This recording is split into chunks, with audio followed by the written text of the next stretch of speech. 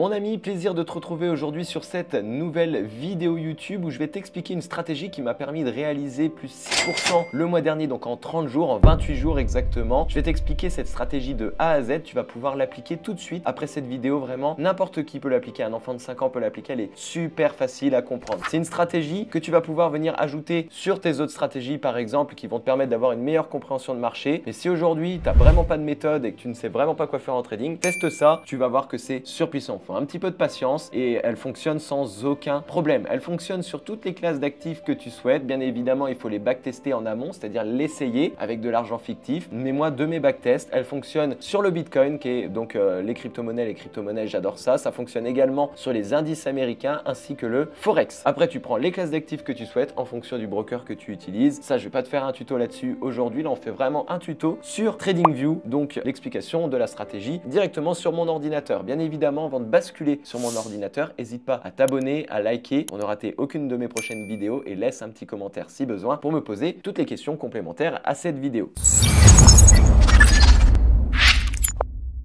Je me retrouve du coup sur mon ordinateur, on est sur le graphique du Bitcoin, du coup mon actif préféré, sur cet actif que j'ai réalisé plus 6%. Tu vas voir qu'en réalité j'ai fait 6% sur le Bitcoin mais je ne traite pas que Bitcoin, donc tu vas vite comprendre qu'en fait on fait bien plus que 6% en un mois. Pourtant le mois de mai était un mois plutôt compliqué et plutôt lent avec cette stratégie, il fallait vraiment beaucoup de patience, mais elle est super facile. Donc cette stratégie elle a un nom, c'est la stratégie du range asiatique. Tu sais, quand tu fais du trading, eh bien tu as différents marchés boursiers qui vont impacter nos graphiques, qui vont faire que les graphiques vont monter et descendre. On a la bourse de Londres, donc à Londres, tous les gros traders vont lancer leurs ordres et ça va faire monter et baisser les marchés financiers. On a la bourse américaine, la fameuse bourse de Wall Street, les traders de Wall Street. Pareil, ils ont leur session et on a une session aussi asiatique qui se déroule à Tokyo. Nous, ce qui va nous intéresser, eh bien, c'est de regarder ce qui s'est passé lors de la session asiatique, donc à Tokyo, le matin quand on se réveille sur nos graphiques, et d'attendre, eh bien, une prise de liquidité. On va attendre que la session londonienne vienne liquider, eh bien, le bas de la session asiatique pour aller chercher le haut de la session asiatique ou l'inverse, liquider le haut de la session asiatique pour aller chercher le bas de la session asiatique. Cette stratégie fonctionne sur du 5 minutes. Là, je suis sur TradingView, donc on se met sur du 5 minutes. À la fin de cette vidéo, je t'explique toutes les règles de money management. Je vais te montrer toutes les positions du mois de mai que j'ai pris sur le Bitcoin avec cette stratégie, les trades gagnants comme perdants, vraiment tout ce qu'on aurait pris dans la stratégie. Et tu vas voir que on a les résultats du plus 6%. Si tu veux maximiser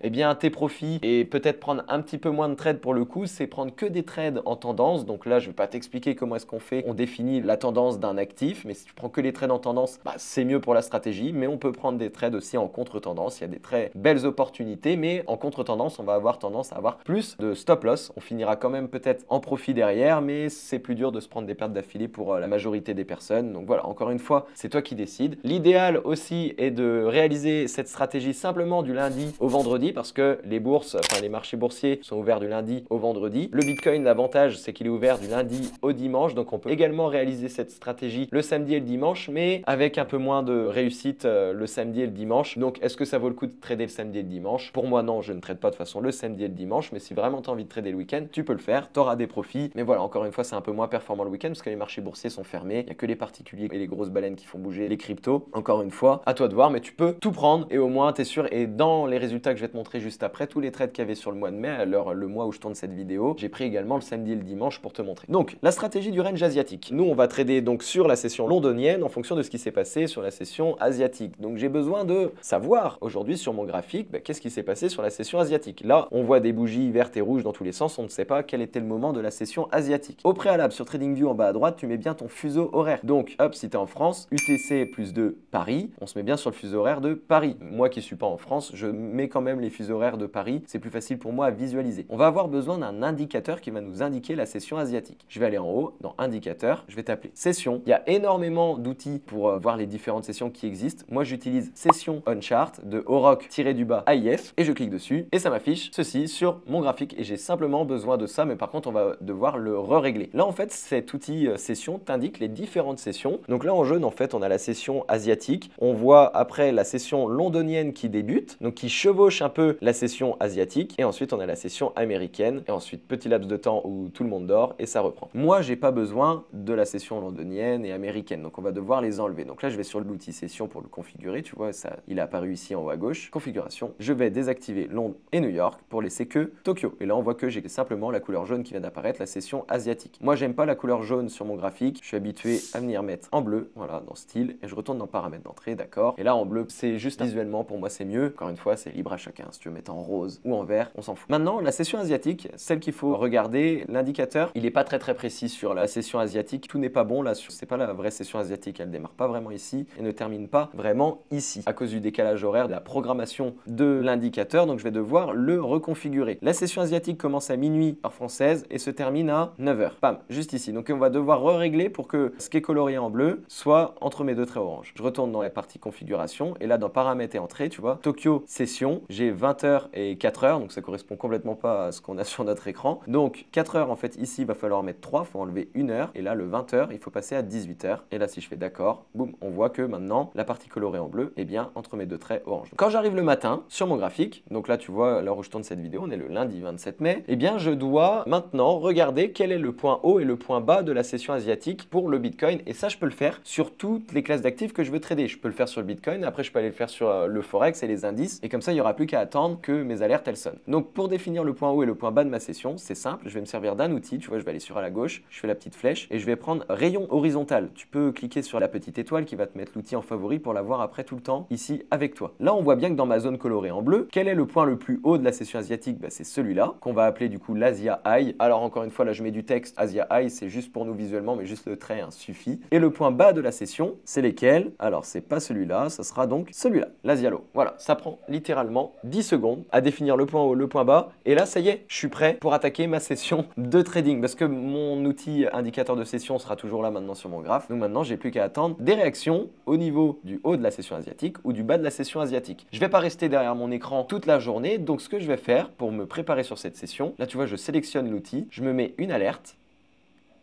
Bam, et pareil pour en bas. Comme ça, dès que le Bitcoin va venir toucher le haut de ma session ou le bas de ma session, mon téléphone va sonner, je retourne derrière l'ordinateur. Si je suis présent, bien évidemment, si je suis présent, tant mieux, et je vais pouvoir regarder s'il y a une prise de position ou non. Et sinon, je ne prendrai pas position et je vais t'expliquer exactement quelles sont les conditions pour prendre position à la fin, le money management et avec les exemples que j'ai fait sur tous les trades, parce que là, on est sur le temps réel, donc je ne vais pas attendre réellement qu'il y ait réaction. En fait, la session qui démarre, donc là, c'est la session de Londres qui vient de démarrer, donc 9h, doit venir, quoi qu'il arrive, liquider soit le bas de la session précédente, soit le haut de la session précédente. Quand la session londonienne sera terminée, il y a la session américaine qui va démarrer, la session américaine va venir liquider le bas de la session londonienne ou le haut de la session londonienne. L'objectif, c'est qu'on vienne en fait liquider, on va prendre par le haut de la session asiatique. On attend une réintégration à l'intérieur de la session asiatique, on va pas prendre position tant que le prix il reste au-dessus, ça sert absolument à rien, donc je vais te montrer les bonnes confirmations à atteindre. Et là, si on a réintégration avec les bonnes confirmations, on peut placer un ordre, là pour le coup, de vente, parce qu'on est venu liquider par le haut, le stop loss derrière le dernier point haut, et on va chercher le bas de la session asiatique. La stratégie, c'est aussi simple que ça. Là, on a la réintégration, on prend position par exemple, et on va attendre que le prix évolue et qu'il vienne faire ça. Peut-être, parfois, ça arrivera, on va avoir réintégration, puis ça va faire ça et ça continuera, et ça viendra pas liquider le bas de la session asiatique. C'est un scénario qui est possible, et c'est pour ça qu'il faut avoir les bonnes confirmations pour que quand on se prend une perte, ce soit de bonnes pertes. Attention, une liquidation doit se produire qu'une seule fois. Si ça fait ça ici, par exemple, on n'a pas la bonne confirmation pour entrer. Ça vient retoucher et que là, par exemple, on a peut-être une confirmation. On ne prendra pas le trade. La liquidation se fait qu'une seule fois. Même si, je suis d'accord, il y avait une belle réaction, on pouvait partir à la vente, peut-être avec d'autres méthodologies. Non, la liquidation doit se faire qu'une seule fois. Donc si ça revient toucher la ligne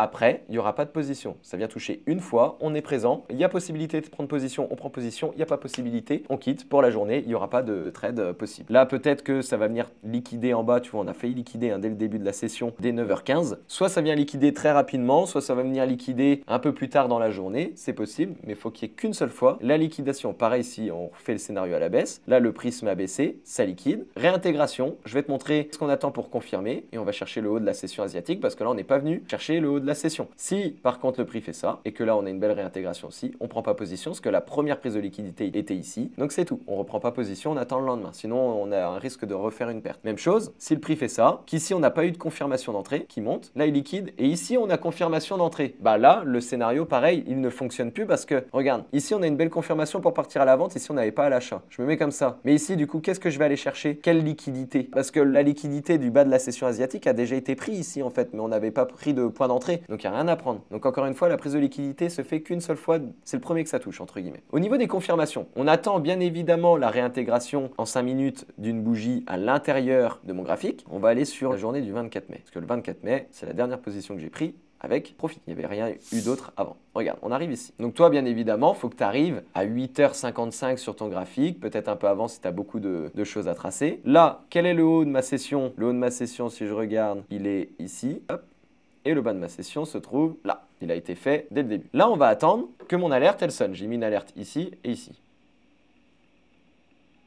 Bam, ça touche. Là, mon alerte, elle vient de sonner. Maintenant, je vais attendre que ça réintègre à l'intérieur. Il faut que ça réintègre assez rapidement. Si ça met une demi-heure à réintégrer, c'est trop long. C'est pas une réaction et ça veut dire que c'est pas une vraie manipulation de marché. Donc, il faut que ça arrive dans les 5 bougies qui suivent. Là, tu vois, on a touché 1, 2, 3. Donc il nous reste encore 2 bougies pour avoir réaction. Dans les bougies, il faut soit qu'on ait une bougie marteau pour confirmer notre scénario, là dans ce sens. Une bougie marteau, c'est une bougie qui ressemble à un marteau, tout simplement. C'est une bougie qui ressemble à ça. Voilà, dans un sens ou dans l'autre. Celle-ci sera verte par contre, dans ce sens-là, de cette manière. Si ici en fait ça aurait touché, que là le prix il vient, il touche et il nous fait un marteau. Comme ça, bah, ça montre qu'il y a une force acheteuse et que le prix n'a pas vraiment envie d'aller en bas et qu'on est juste venu prendre la liquidité et le marteau en plus, le corps de la bougie. Tu vois, là, on a la mèche, tu as le corps de la bougie, la mèche, le corps. Le corps de la bougie, lui, a réintégré en plus à l'intérieur de la session asiatique. Bah là, du coup, je peux prendre position acheteuse ici, à la clôture de la bougie. Donc, j'attends bien la fin du décompte. Là, on voit bien, j'ai pas le décompte de la bougie, là, sur la droite. Normalement, il y a le décompte de la bougie, mais on attend bien la clôture. Un stop loss juste en dessous et le take profit. En haut, on peut prendre position. Soit on attend donc une bougie marteau, soit on attend une bougie englobante. Une bougie englobante, qu'est-ce que c'est? Par exemple, tu as une bougie rouge. Encore une fois, il faut attendre tout le temps, je dis bien tout le temps, le même scénario. Si tu commences à te dire, ah, mais ça ressemble à une bougie englobante ou ça ressemble à un marteau, on va le prendre. Non, ça marche pas. On attend tout le temps la même chose. Il n'y a pas,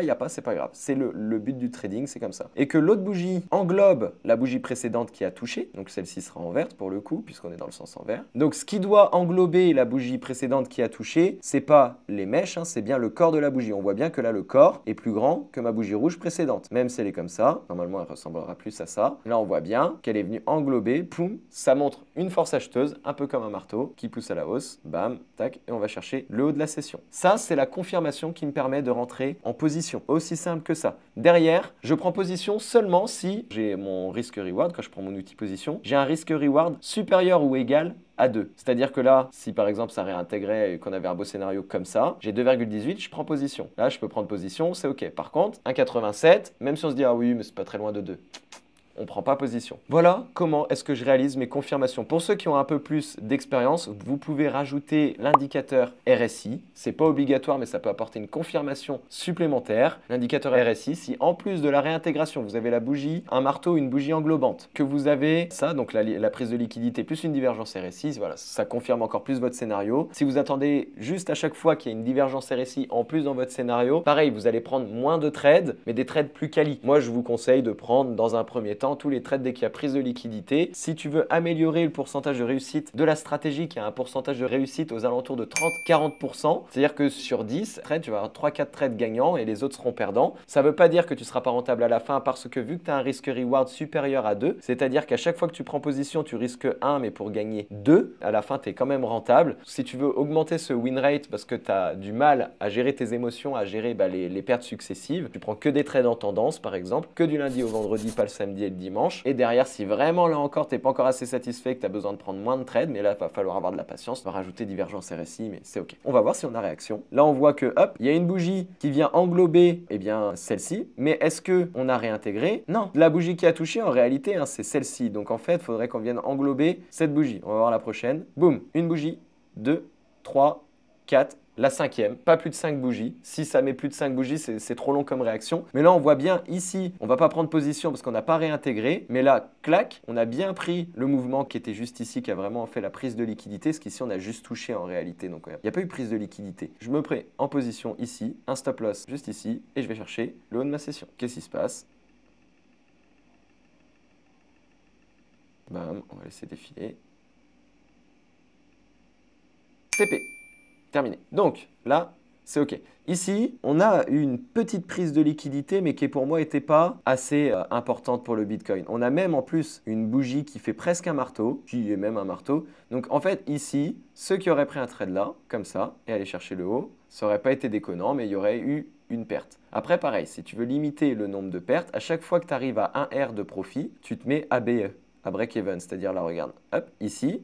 Là, le prix, bah, boum, il arrive ici à 1 R. Je mets mon stop loss à 0. Comme ça, il n'y a plus de perte possible que des gains. Et comme ça m'aurait évité la perte. Mais là, pareil, on peut faire beaucoup de BE. Et on peut voir que sur le trade précédent, pour moi, la prise de liquidité ici n'était pas assez marquée. Là, ici, je ne prends pas position. Ici, je prends position parce qu'on a englobé le mouvement qui a vraiment fait la prise de liquidité. Je mets mon stop loss ici. Et là, tu vois, bah, pareil, j'aurais pu me mettre ABE ici à 1 R et je me serais fait sortir juste ici à 0 sans profit. Donc, c'est toi qui vois. Soit tu laisses courir tes trades. Moi, j'aime bien laisser courir mes trades, surtout pour les phases de challenge propre firme. Et après, quand je suis sur compte financé, par contre, je me prends plus de BE. Je sais pas que cette stratégie à trader parce que sinon, là, tu ferais un peu moins de profit. Mais même si tu fais 2% à la fin du mois, tu es rentable. 2% de 100 000, c'est 2 000 euros. Là, 6% sur 100 000, c'est 6 000 euros. Qu'est-ce que tu veux de plus? Donc, voilà au niveau de la stratégie. Je vais te montrer maintenant des trades. Bah, tous les trades que j'ai pris sur le mois de mai avec cette stratégie seulement sur le Bitcoin. Donc bien évidemment, il y a celui du 24 mai. On voit bien une prise de liquidité qui s'est faite, c'est celle qu'on vient de voir. Réintégration, j'ai pris position ici.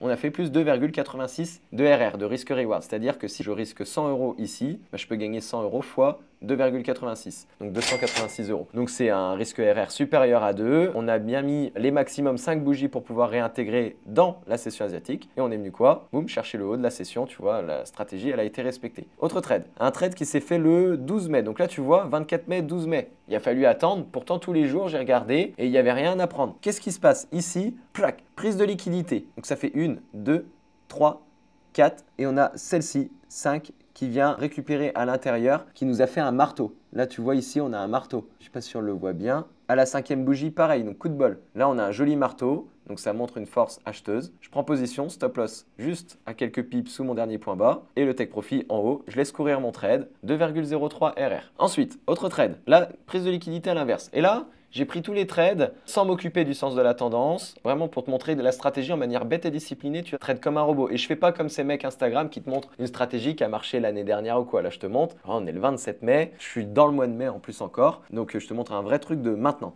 Là, qu'est-ce qu'on a? Prise de liquidité. Et là, regarde-moi cette bougie rouge.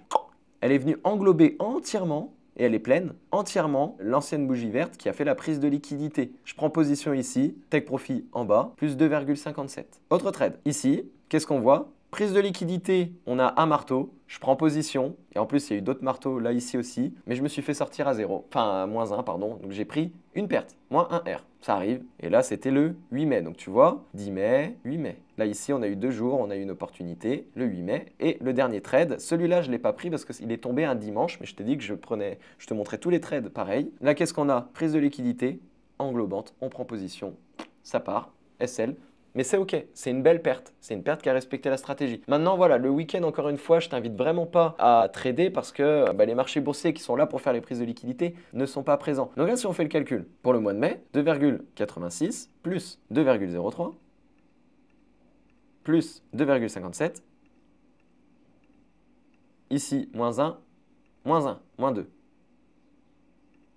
Moins 2. On arrive à 5,46. Donc, si tu risquais 1% par trade, bah là, tu as gagné 5,46% sur 100 000. Hein, c'est 5 000 euros. Bam, net dans ta poche. Voilà, je sais pas qu'est-ce que tu veux de plus. Demain, tu veux faire un challenge propre firme qui demande 6% de rentabilité comme objectif ou même 8%. Tu vois, en un mois ou deux, c'est terminé. Et quand bien même tu fais que 2% de rentabilité, ça te mettra 3 mois, mais c'est quoi 3 mois? Tu t'es pas pris la tête, c'est une stratégie, voilà, t'es patient, t'attends que ton alerte elle sonne, bam, il y a possibilité de rentrer, il y a une belle réintégration, bah tant mieux, on y va, il n'y a pas, on prend rien, et puis c'est tout. Moi j'ai dit 6% au début parce que ce trade là, qui était un dimanche, je l'ai pas pris, donc en fait, bah, plus un R, hein, plus 6,46. 46. Là, pour le mois de mai, si je faisais un challenge, je l'avais réussi simplement avec cette stratégie et seulement sur le Bitcoin. Parce que le Bitcoin m'a apporté, même si tu as apporté 5,46%, ça se trouve sur le Forex, l'euro USD, tu vas gagner par exemple 2%. Donc 5, tu arrives à 7. Voilà pourquoi le trading, c'est facile. Il faut juste avoir de la discipline et respecter une méthode à la lettre que tu appliques de manière bête et disciplinée. Et à chaque fois, tu vois, on attend les mêmes scénarios. Bam, j'attends une englobante, j'attends pas un truc. Regarde, je vais te montrer les jours où il n'y avait rien, ce que ça donnait. Regarde, ici. Là, j'arrive le matin à 9 h, donc le 23 mai, on est un jeudi. Donc hop, j'étais derrière les graphiques. Je trace le haut de ma session, le bas. Là, direct. Bam, prise de liquidité.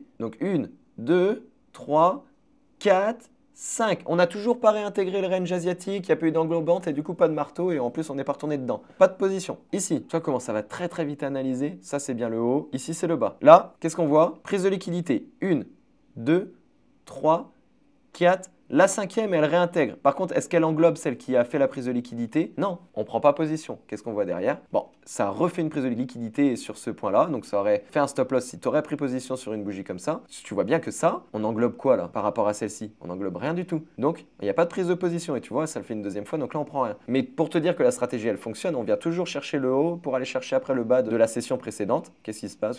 Ça fait quand même TP. Donc voilà, la stratégie elle fonctionne. Là tu vois qu'on est venu englober ce mouvement-là. Mais voilà, encore une fois, ça ne respecte pas notre stratégie, c'est pas ce qu'on va chercher. Ici, regarde, le haut de ma session il est où? Donc tu vois qu'il y a pas mal de journées où tu vas être là, il va rien se passer. C'est pour ça que le faire que sur une paire, ça sert à rien. Là, prise de liquidité, bon il est 21 h. Est-ce que ça vaut le coup d'aller chercher un trade à 21 h? Moi perso je dors. Mais quand bien même on est devant le graphique. Là regarde, on voit un marteau. Ça repart à la hausse. Hein. Donc la bougie marteau elle fonctionne. Mais est-ce qu'il y a prise de liquidité? Non, juste en touche. Là il y a prise de liquidité. 1, 2, 3, 4, 5 bougies, on n'a toujours pas réintégré, on prend rien. Donc c'est toujours la même chose. Tu respectes cette méthode à la lettre, viens en commentaire pour me poser des questions, pour vraiment la perfectionner si tu souhaites. Moi ce que je t'invite à faire, si vraiment tu veux une méthode beaucoup plus complète, qui va te permettre d'aller chercher beaucoup plus de résultats que celle-ci, et si tu vas approfondir encore une fois tes connaissances en trading, il y a un lien dans la description, tu cliques, tu vas avoir un court questionnaire pour savoir si déjà ton profil il est éligible à faire du trading, parce que tout le monde n'est pas fait pour ça, il y en a qui veulent faire du trading pour les mauvaises raisons, mais si vraiment c'est quelque chose qui te passionne, voilà. Le petit questionnaire te fera aller plus loin. Tu vas voir une vidéo de formation où je t'explique comment est-ce que tu pourrais aller chercher 100 000 € de capital d'ici la fin de l'année. Car c'est largement possible. Et là, juste avec cette vidéo-là, en fait, si tu t'entraînes sur le range asiatique, tu backtestes. Donc, comme j'ai fait, tu vois, là, je retourne en arrière, et je fais les calculs de toutes les positions que j'aurais pris en temps normal. Même si, regarde là, dans le meilleur des mondes, tu fais 6% comme on a dit, et on va dire avec les conneries de débutant, tu fais que 4%. Allez, on enlève la moitié, au moins 3%. Mais 3% de rentabilité sur 100 000, c'est 3 000 €. Est-ce que tu n'es pas libre financièrement? Est-ce que tu peux pas aller chercher un challenge propre firme avec ça, faire une évaluation? Bien sûr que si. Tu dois faire 8% de rentabilité par exemple, ça te prendra 3 mois avec 3% de rentabilité tous les mois. Mais voilà, tu es patient. Les gens qui te disent on va faire un challenge propre firme en un mois à coup sûr, oui c'est possible, mais c'est pas ce qu'il faut aller chercher parce que ça va te foutre la pression. Du coup tu vas avec cette stratégie de dire ah là il y a eu prise de liquidité, ça a réintégré, je prends position. Non, fais pas ça. Donc voilà pour cette vidéo. Maintenant tu sais ce qu'il te reste à faire si vraiment tu veux approfondir et aller chercher ton capital à 100 000 €, être accompagné pour aller le chercher parce que généralement dans une phase d'évaluation on est seul. Tu cliques sur le lien et moi je vais t'accompagner pour aller chercher tes 100 000 € de capital. On pourra trader les ranges asiatiques, mais je vais te montrer une stratégie sur les crypto-monnaies encore plus performante que ça et beaucoup plus facile à comprendre.